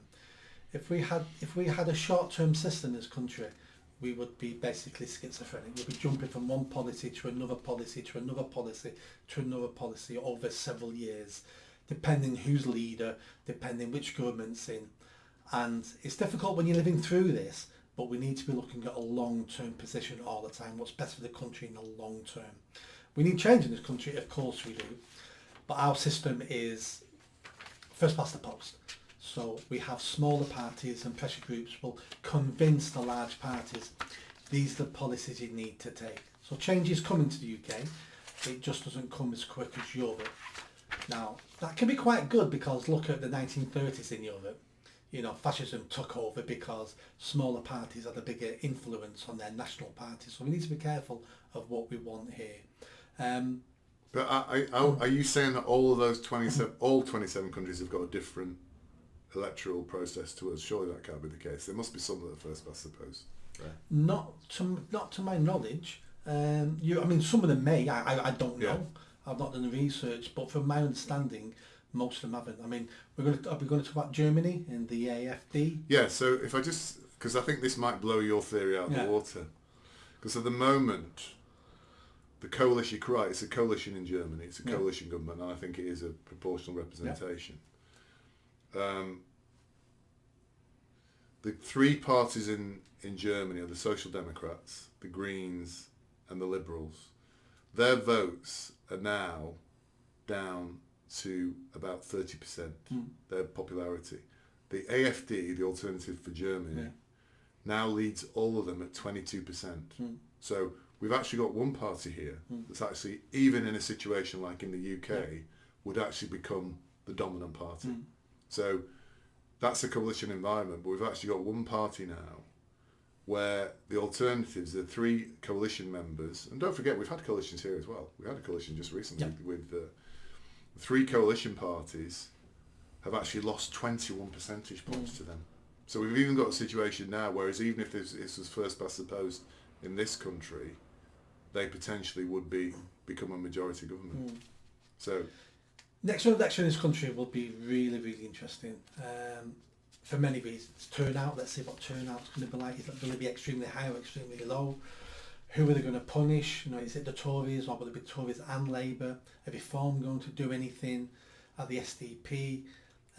Independents? It's going to be really, really interesting election, mainly because of the internet and social media. yeah, The days of being able to say, I vote Tory, I vote Labour, because that's what those days have gone now. Yeah. Those days really have gone because there's so much information you're being bombarded with all the time. Let's take it all the way back again to the first conversation of WEF, where they're saying to the populace, we can run your lives better for you. The elite can do everything better for you. Let us run the world. Well, the fact everyone's rejecting that in Europe and are voting for the opposite of that shows that their ideas are not working, are they? yeah, Because the whole of Europe is changing now. When we have this sort of change at a mass level, there's danger in there as well as benefits, and that's what we need to be able to reverse now, is the dangerous side of what can come out of that pendulum swinging to the extremes. Mass migration is a huge problem across the whole of Europe, even in this country. Do you know what? Mass migration is a problem across the world. You speak to people in North Africa, they're sick of mass migration because we're all coming through North Africa. You speak to people in Turkey, you speak, it's not just a Western problem. You speak to Mexico, they've got tens of thousands of people, caravans coming through Mexico to get to the American border. It's a problem all over the world. How do we address this? There's no simple answers, but the first thing we need to do is stop it. I think it's easier to address in this country because we're an island. You'd think so, wouldn't you? Well, we know it is. Yeah. I think you and I know that if we were put in charge tomorrow, that we would Stop it in a fortnight. We'd get gone in a fortnight. Yeah. But it came out the other day because the Tory government now have just said we're going to change the visas for students coming into the country. Because up to a couple of months ago, each student could bring something like 5 family members with them. 5 family members for students shouldn't bring anyone. You should be lucky you're here getting an education and paying for it. But student visas were just the legal scam for more mass migration. Yeah. And everything is a scam for more and more migration. They released something the other day that illegal immigrants in this country now are allowed to work in the care sector, on farms and in construction, because we need people in those jobs. Oh yes, Anna was telling me that. Yeah. So even when we think the government are penalising people coming here illegally, they can now work. You can work. Yes. Still claim benefits, still be in a tax-funded hotel, and you can also work. And we wonder why we've got millions trying to get into Europe and in this country, because the benefits are amazing. So I'll play devil's advocate now, Yeah. because these are the arguments that I hear Yep. when people say, oh, we don't want, because what they say is, we need migration because the demographics of this country, Yeah. the ageing of the population, we need young people in here working, Yeah. we need to prop up the population somehow. Yeah. So even though it's illegal immigration, Nick, even though it's, you know, a million coming legally, even though the students are bringing their families or whatever, we need that because we need these people to work for us. What's the answer to that? Several answers. The first answer will be those people we bring in will be getting old themselves. So then we need to bring even more people 20 years from now, 50 years from now to support them. Those people will then be getting old. This is a Ponzi scheme. This country can only hold so many people. You can't just keep bringing in the world to support our old people. Now, this is going to be quite uncomfortable for some people. Why have we got to a stage in the country where we just dump our old people, dump them into care homes, and we let illegal immigrants look after them?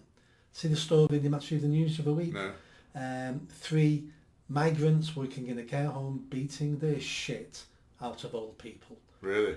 All caught on camera because this family kept finding bruises on their relative. So we treat old people now as refuge. And just like the councils do, what the councils do, they collect your refuge. And we let councils collect our refuge, our old people, and we have immigrants looking after them. We need to take responsibility for our old people, just like they looked after us when we were young. So part of it is personal responsibility. Stop dumping our responsibilities on the council into care homes, and we take some responsibility. And then we also have to look at the state of play at the moment. So technology should be looking after solving some of these problems in the care homes. I'm not saying we have robots doing it, but a lot of the things that are being done can be done by technology, and then we can reduce how many people we need doing it. We also need to look at how much we pay care workers. Let's increase their pay. That then will get people off benefits in this country. Over 5 million people on benefits, working age benefits. Let's get them being care workers, but we don't pay them enough to do it, so they'd rather sit on the dole. So let's increase what we pay people. Let's train them better. Let's make it a job like nursing where people go, oh, I'm glad you're a nurse. That's a real great profession to be in. Let's make care work a profession. Let's train them. Let's pay them more. Let's give them some respect for being it. At the moment, you're a care worker, or you just wipe asses. That's how we treat care workers. Nobody wants to do the job. And then we also need to look at, we keep being told AI is coming. They're going to take half the jobs. So if we're going to lose half our jobs over the next decade, why are we still importing people in the country to do jobs now? I think that's a good point. I mean, they're looking. When I said because of the demographics of old people, I didn't mean immigrants to come in and look after the old people. I meant people to work in factories, people to work on the land, or people in the supermarkets or whatever. Young people to do that. But I think addressing that point, I think you're right about the AI thing. If AI is going to make everybody's life so much easier and reduce the amount of work that needs to be done, we don't need more people, do we? So you're saying just... Everything on farms and everything in factories can be automated. Yes. Have you ever seen a strawberry picking machine? No, I haven't. Some countries are already using them. These robots come out, they can detect ripe berries because of the colour, and they've got like 24 arms off a bush, and they carry on. Yeah. Everything can be done automated, but the reason why we're not automating all these jobs is because we've got an oversupply of cheap workers, mostly immigrants. So if you can pay someone £9 an hour, why are you going to invest £250,000 on some machines? Yeah, no, it's true. But when we start paying people £20, £30 an hour, it's like, I'm going to get that bank loan now because in 10 years this will pay for itself. So we need to stop relying on cheap immigration, which drives wages down. And actually, the Industrial Revolution was driven exactly for that reason, because the linen manufacturers, cotton manufacturers in the UK couldn't afford the workforce, so they started creating machines, and that's what exploded. Yeah, the Industrial Revolution. And we go back to Habib Milou's point. That's what created the wealth and took 90% of the population out of poverty. Yeah. So it's individuals, entrepreneurs, creating machines and automating processes, which generates wealth, which then takes everybody up out of poverty. Yeah. So your argument would be, we don't need the immigrants to prop up the working population. We don't at all, and we never have. immigration has been a Ponzi scheme to keep certain people rich with cheap labour. One of the biggest myths is we invited the Windrush generation here to rebuild Britain. That's not true. Nobody was invited here. The Windrush generation turned up because legally they could come. Because Yeah, they were my dad was part of that. Yeah. My dad was born in Trinidad, Yeah. but he had a British passport. Yeah. But we're told now that the British government invited them to come to rebuild the country. That's all untrue. It's a myth. Did they not encourage them? I don't No. know. All right. Okay. There were several reasons why they came, but they were never invited. Yeah. And they just had the legal right to come. Yeah. And because unemployment was so high in the Caribbean, it made sense for people to come here. Yeah. But we're told now we needed them. They were invited in for the NHS and no, all that's untrue. We've never needed migration for our businesses to grow. It's kept wages down. It's kept productivity down because we've not automated more. It's improved their lives. My dad was an immigrant. He came over here from Ireland to work.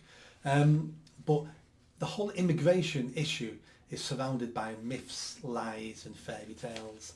And we don't need it anymore now because we should automate.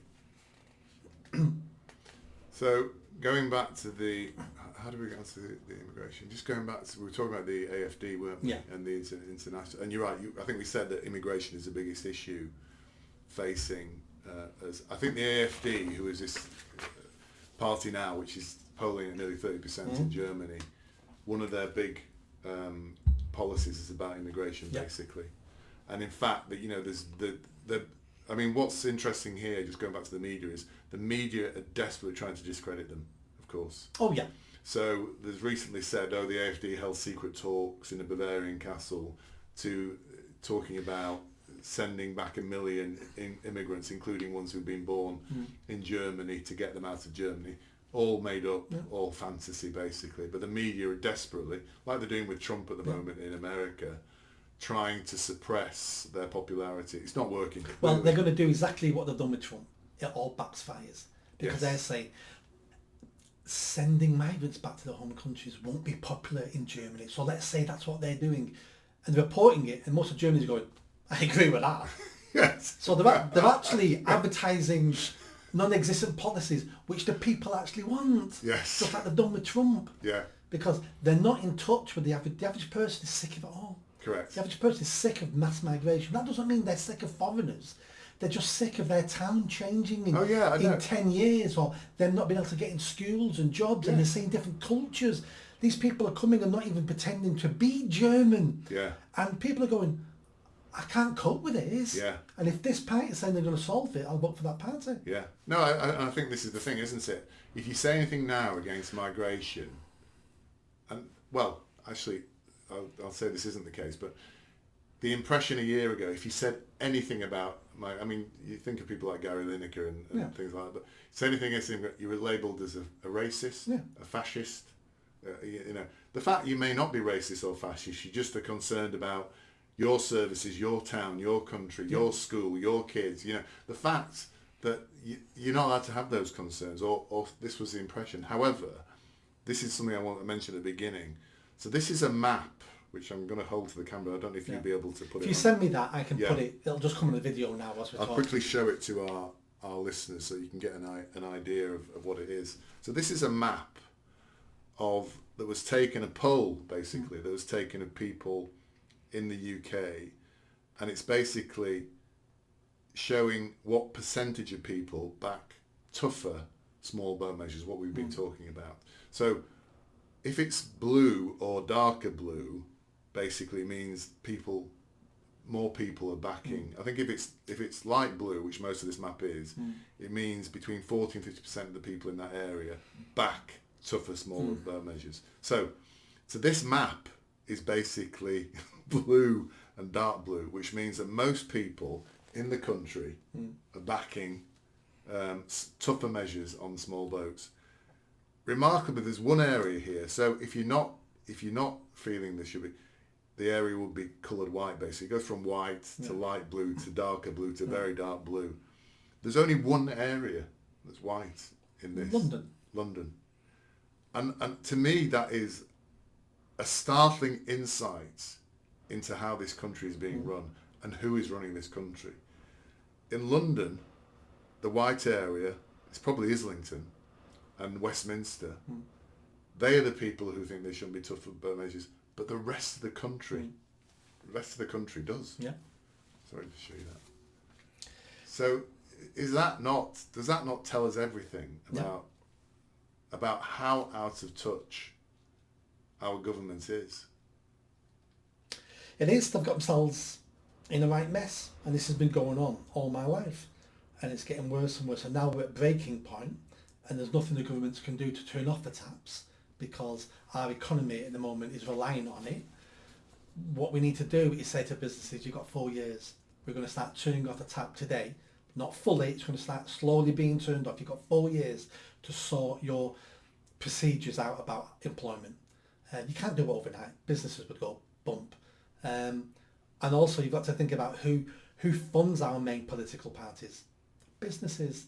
So, if you're a Tory or a Labour and we're going to give you £500,000, it's like, well, don't be stopping mass migration, because who's going to work in my factories? Who's going to work in Tesco's? Who's going to work here? Who's going to work there? Because the British citizens are basically too lazy, sit on the dole, or are not lazy, but can't afford to work because they earn more money sat on the dole. I want to pay minimum wage.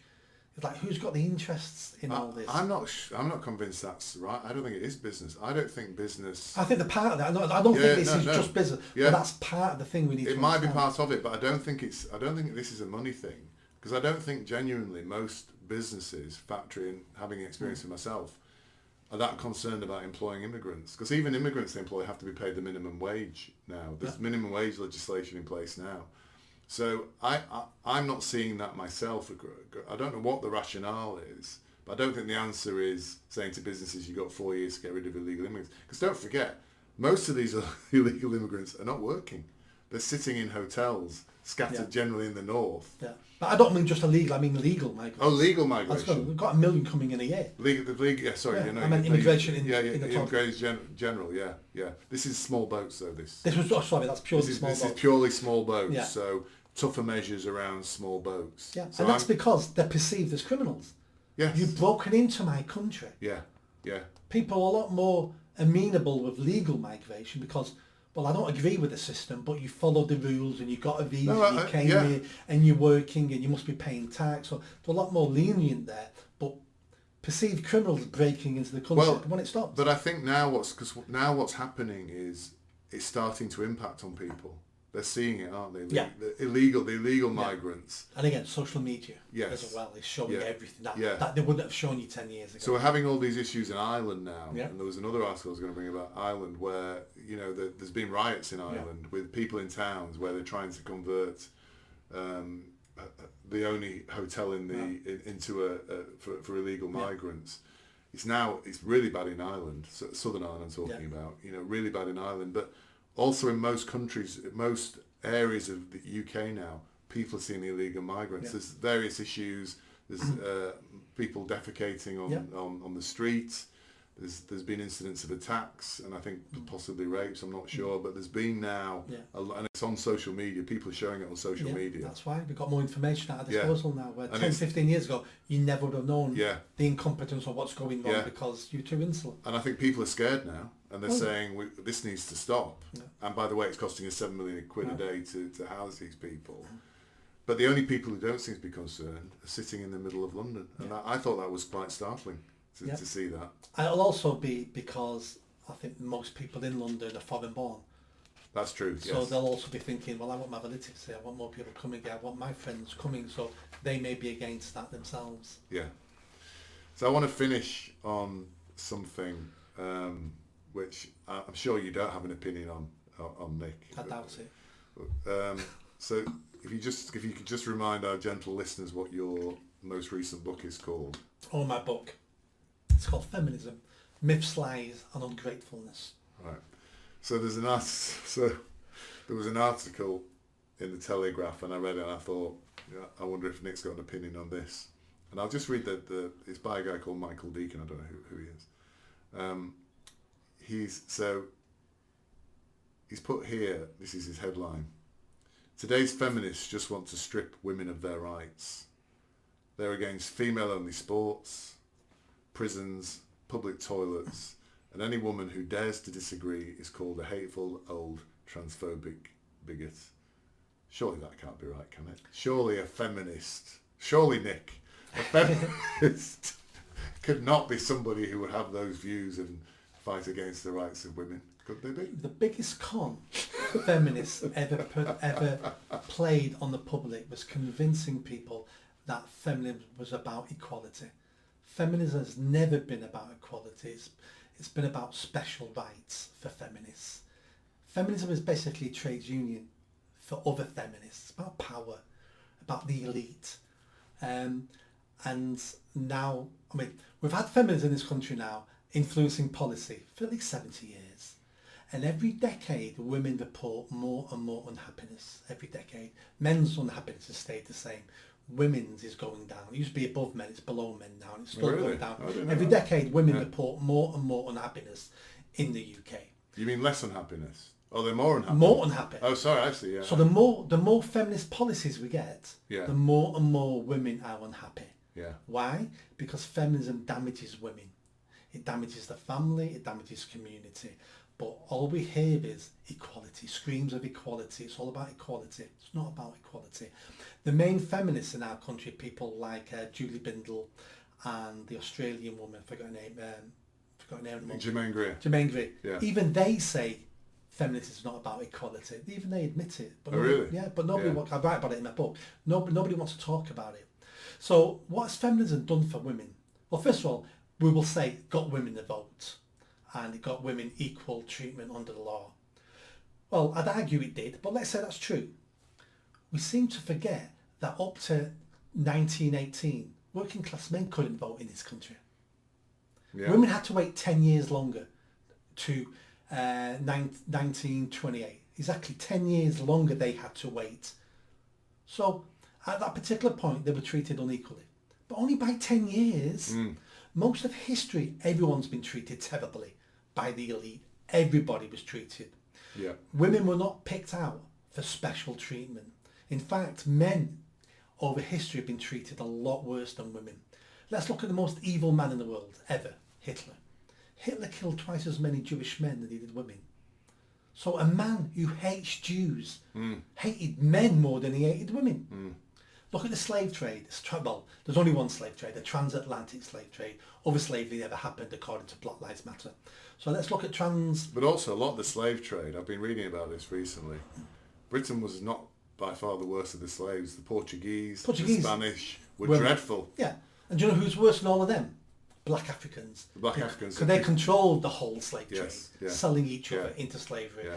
But 20% more black slaves, male slaves, were sent on a transatlantic slave trade than women. Yeah. So men never had it bad. Yeah. I'm not saying bad things have not happened to women. What I'm saying is bad things have happened to both sexes throughout the whole of history. So let's look at other countries that never had feminism. Their women vote. So we didn't need feminism for women to get the vote. Equality was coming in our country anyway. Men started getting the vote, working class men, women got the vote. It was happening like that anyway. Feminists jumped on a bandwagon and were the first people to claim victimhood status. I'm a woman. So what did women do then? Women started invading men's spaces. So they didn't invade our sports, but they invaded our men's clubs, our golf clubs, the vault in the pub. They invaded everywhere where men went to be men, to teach men how to be men, where younger men would attend to hang around older men so they could find out how it is to be a man. They destroyed our single-sex spaces. And then we start looking at employment. So women now, I think it's 20% of all women, adult women in the UK are on antidepressants. 20%. Because they can't cope with modern life, working, being a mum and things like that. Up to feminism, one man working full-time had enough money to support a whole family. Yeah. But now, once women entered the market, we lowered wages because there was an oversupply of workers. And now, to have a decent life in the UK now, you need both a man and a woman working. One person can't do it anymore. So all these feminist policies, the people it's damaged the most are women. Now, I'm fully for equality. If the feminist movement was about equality, they would have called themselves equalitists. But they didn't. They called themselves feminists. And who's the baddie in feminism? the patriarchy. So the good guys are named after females, and the bad guys are named after males. It's a female supremacy movement, which again, I'll say it again, is damaging women. So that was quite a rant. The specific points that this guy makes, they're against female-only sports. Yeah. Why are feminists against female-only sports? It's not all feminists. So feminism at the moment is having a civil war. You've got radical feminists who we call TERFs because they don't want men. So Julie Bindel, you mentioned Julie Bindel, who I think I've met Julie Bindel. She won't remember. I'm sure you've met her as well.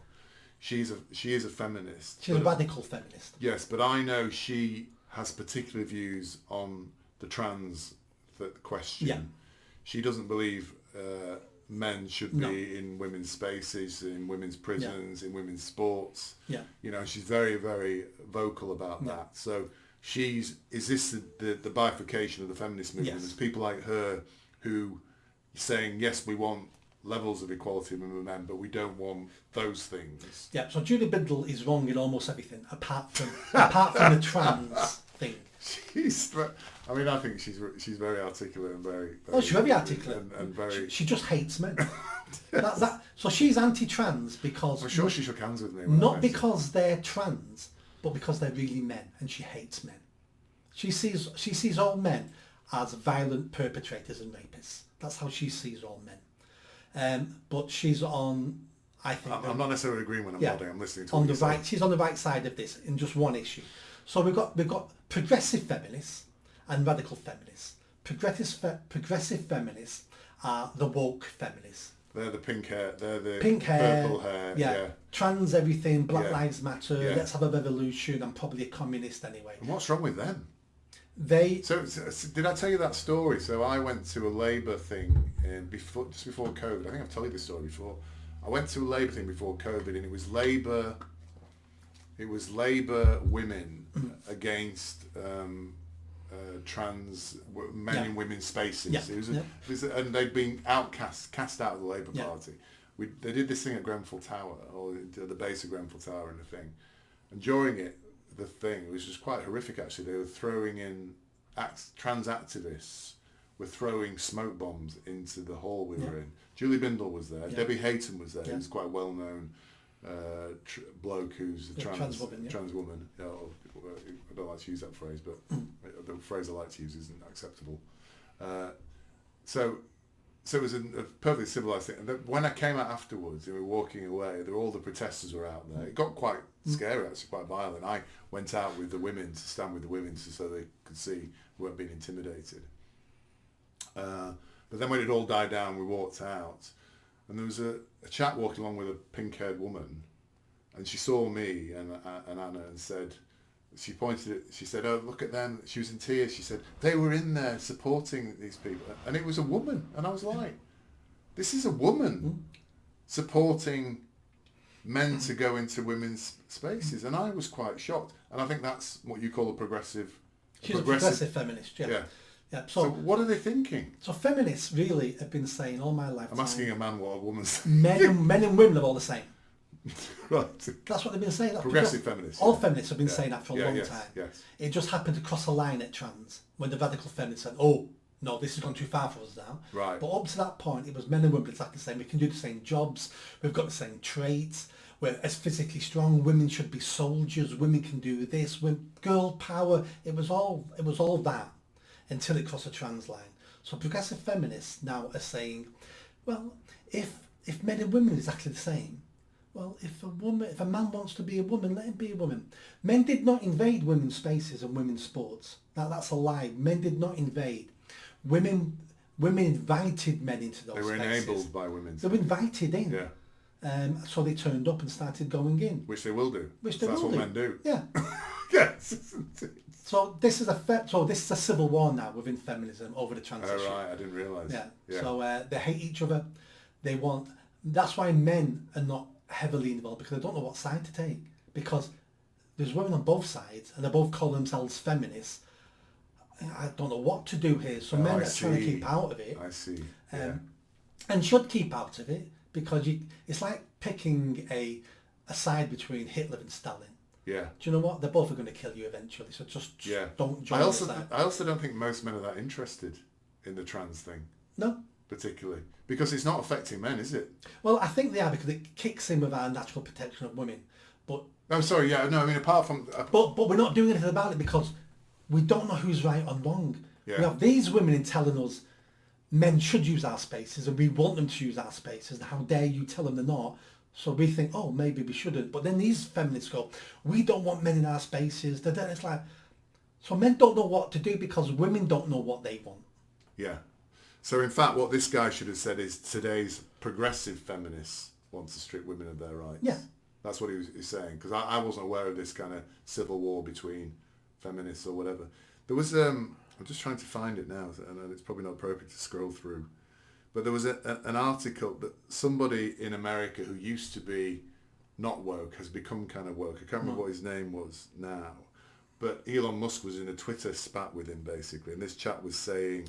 Was he the one who owns the football club? Yes. Yeah. So I don't know if you... So what this guy was saying, oh, women have got to have the same rights as men or whatever. So Elon Musk said something along the lines of... And he owns a basketball team or something. He said, so next year we're going to see 5'2" women in all the... 5'2" white women in all the key positions in on your team. And of course... No. That really flushes out the reality of what this is, isn't it? Most American basketball teams are black guys who are 6'5", 6'6". Yeah. There's no equality, or I don't know if I'm using. Where are all the Chinese basketball players in America? There is actually quite a famous Chinese basketball player, but that is true meritocracy, isn't it? And when we exhibit true meritocracy in a sport like that, you're going to end up with 6'10" black guys who are by far the best basketball players in the world, aren't they? And that kind of just throws the whole thing wide open, doesn't it? With that comment. It's because people don't understand the word equality, and they get it mixed up with equity. Yes. So equality means you should never be stopped pursuing your dreams because of anything. But if you're rubbish, you're never going to get there. Yes. But we should not stop you trying. Yes. I want less women police officers. That doesn't mean I'm going to stop women applying to join the police, because some of them will outperform the men and will give them the jobs. Yes.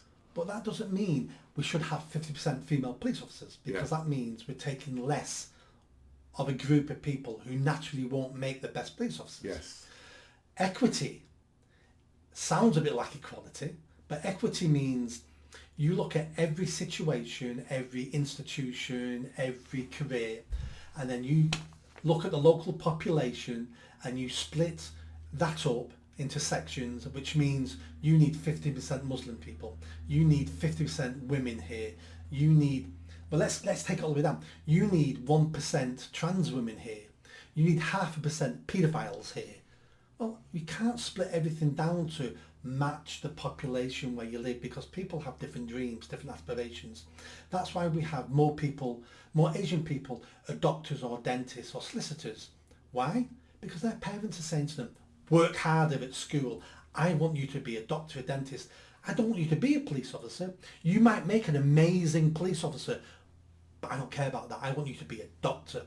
That's why we're not having more Asians joining the police and moving up the ranks, because the kids who would be good at that are dentists and doctors. Yeah, yeah. You can't give people free choice and then complain about the outcome because they made the wrong choices. So the guy is called Cuban, something Cuban. Right. He was a free thinker, now he's a keen defender of the progressive left. And last week he was saying treating people equally does not mean treating them the same.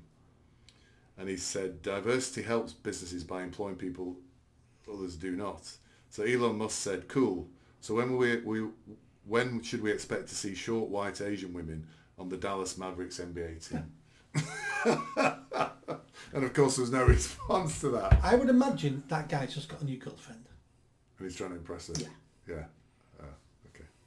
So that was my kind of last point, really, Nick. So you run a business. Let me put this way. Yeah. You run a business. Do you care who you employ if you think they're the best person for the job? No. Do you have to like that person No. if they're the best person for that job and will do good for your business? No. Do you care they're in a wheelchair? If No. they're going to be the best... A business person doesn't care who they employ Yeah. if they know they can use them, their ability and skills Correct. to benefit them. Yes. That's what business is about. Yeah. A failing business might go, oh, I'm only going to employ gay people because I'm a gay man myself. Well, that'll probably be a failing business Yeah. because you're wiping out a whole raft of people who would do your business well. Yeah.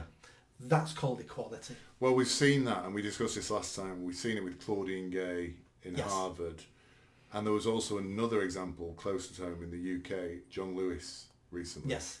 where the chair, I think she was a chairwoman, Yeah. was a black woman Yeah. who had no previous experience In with retail. retail. Yes. So, and John Lewis has almost collapsed under her leadership. And also scrapped the bonuses to staff. They had Correct. Every staff would get a percentage of the profits they made. I forgot what the technical Yeah, term yeah, is, yeah. but that's now been scrapped Yes. because John Lewis was almost bankrupt. Yes, correct. So how great was that for the staff Yeah, there? and I think we are seeing glimpses of this now, where these policies are starting to impact on businesses. Yes. And I think you mentioned in our previous meeting that businesses are starting to react to this now. And there was an article again in the Financial Times, sorry about the Financial Times, saying that the number of funds, mutual funds, that are actually stating they will only invest in DEI, whatever that is, has dropped from something like 500 to 20 or something this year. So even the investment guys now are starting to see there's a nonsense here. I think they always knew it was nonsense. Yeah. It was just a nonsense that paid a high return. Yes. Now it's not paying a high return. I'm not interested anymore. Correct. Nick, thank you very much for that. An excellent Have a good conversation. And congratulations. And I look forward to seeing you being the mayor next year. Oh, is it this year? This year. Oh, this year. May this year. Vote for Nick. There we go. All right. Thank you very much. If you like that video, don't forget to subscribe to the channel, hit that notification bell and comment. And if you like what I'm saying about running for Mayor of Greater Manchester, then stick around. Tell your family, tell your friends. The only way I'm going to have a chance of winning is a grassroots movement. So be part of that movement and hit that bell. Thanks.